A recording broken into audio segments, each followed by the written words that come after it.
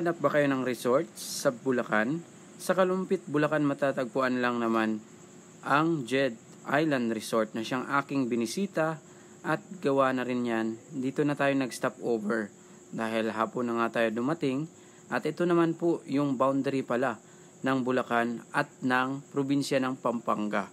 Kaya ito nga mga katunay, nasa loob po tayo ng Jed Island Resort at ating pinagmamasdan ang napakaganda at napakalawak na resort dito po sa Kalumpit, Bulacan na siyang tinaguriang pinakamalaking resort sa probinsya ng Bulacan na siyang pang 26 na probinsya na siyang ating binisita sa ating paglalakbay gamit-gamit lang ang ating bisikleta. Kaya ito mga katunay ko inyong namamasdan dyan mga katunay, para na din kayong nasa Jurassic World dahil matatagpuan niyo din dito yung statue ni King Kong na hawak-hawak niya yung kanyang natitipuhang babae. Ayan, may lumilipad na nga na ibon at napakaganda talaga magtampisaw at magbabad dito sa kanilang swimming pool na may 39 pools. Dito lang yan matatagpuan sa Jed Island Resort sa Kalumpit, Bulacan mga katunay. At ito nga, may sliding dyan. Ayan, si ate napahiga sa lamig, no? At umuulan din po kasi yan nang tayo po ay nakapunta. At para ka na ding nasa Singapore, no? Ayan, tignan nyo naman yung disenyo nila. Para ka talagang nasa Singapore kung ikaw ay makapunta dito sa Jed Island Resort. So ayan mga katunay, abangan niyo po ang susunod na paglalakbay. Standby. Hello, what's up mga katunay? So ayan, nandito tayo ngayon sa Snowland, no? Natuyo na yung snow, naging swimming pool na. Dito tayo ngayon sa Jed Resort mga katunay. So Jed Island Resort. So grabe, no? Natuyo na yung yelo. Kaya tingnan nyo naman mga katunay, naging swimming pool na yung yelo. Yan, no? Napakaganda dito. Kaya kung may plano kayong bumisita, halika na. Halina kayo. Napakalamig at makasarap magtampisaw dito. Ayan, no? Ayan, no? Kitang-kita nyo yung iba't ibang kastilyo dito. May mga barko pa ng mga pirata. Oh, grabe. Lakas ng trip ni Sikad. Akala ko maglilibot lang sa Pilipinas, pero bakit napunta na sa Liberty Statue? Ayan, nasa likod ko. Dito lang yan matatagpuan sa Jed Island Resort mga katunay. So yan, stay tuned mga katunay. Kita-kits po ulit bukas sa ating biyahe papuntang Pampanga. Bye bye and thank you. Ayan, no, kalain nyo naman, no? Para na kayong nasa snowbirds, no? May barko pa dyan, pwede kayong sumakay at magpa-slide dahil mayroon po yung slide. Napakaganda dito. Ano pang hinihintay nyo?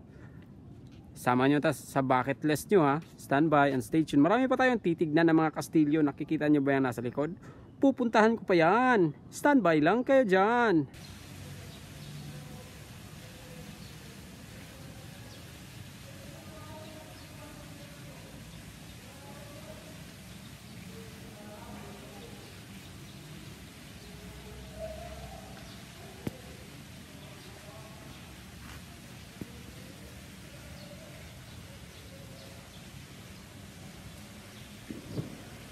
So ayan mga katunay, para ka na ring bumisita sa Statue of Liberty o kumbaga para ka na ding nasa ibang bansa kung ikaw ay makapunta dito sa Jed Island Resort. Pero actually mga katunay, bahagi pa rin ito ng ating bansang Pilipinas na masasaksihan nyo lang ang napakaganda at napakalawak na pinakamalaking resort sa probinsya ng Bulacan. Matatagpuan lang sa Kalumpit, Bulacan mga katunay. Jed Island Resort, napakalawak na may 39 na mga swimming pool at base pa nga sa pagkakaalam natin, meron pa itong mga private pool. Kung gusto nyong magpa-private, meron din pong mga private pool po sa loob. Kayo na pong bahala at magpa-reserve sa inyong occasion na isi-celebrate dito sa Jed Island Resort. So what are you waiting for mga katunay? Bisita na at magtampisaw at dito na i-celebrate ang inyong okasyon na inyong sinasalubong.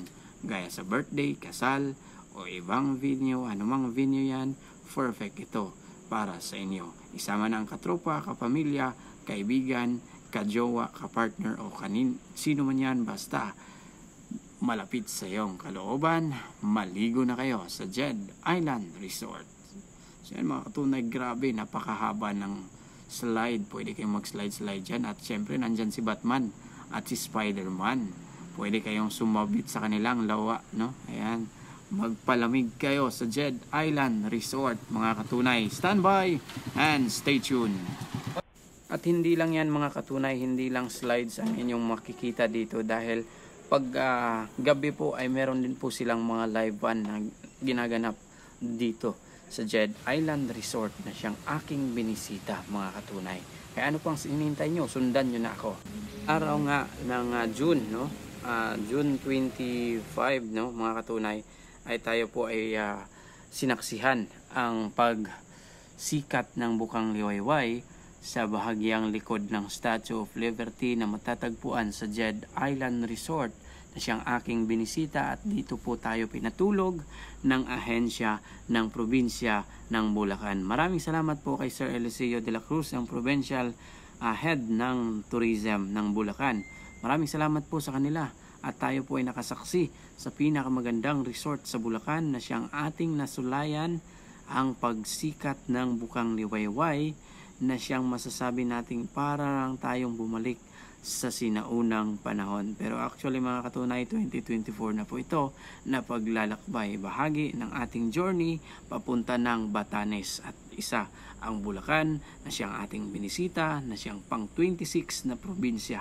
At abangan nyo po mga katunay ang susunod pang mga probinsya na siyang ating bibisitahin sa pamamagitan ng Sikad Pilipinas, at nang sa ganon may spread natin ang awareness ng Anti-Elderly Abuse Act na siyang sumisimbolo sa pagsikat ng araw. Kung wala ang mga matatanda, wala din tayo dito sa mundong ating kinagagalawan ngayon. Mga katunay, standby! At ayan nga mga katunay, pinagbigyan po tayo ng kalumpit Jed Island Resort sa pagpicture, kasama ang ating Padyak Sikad Pilipinas, ang munting paglalakbay para suportahan ang Anti-Elderly Abuse Act. Sikad Pilipinas magpapatuloy sa paglalakbay.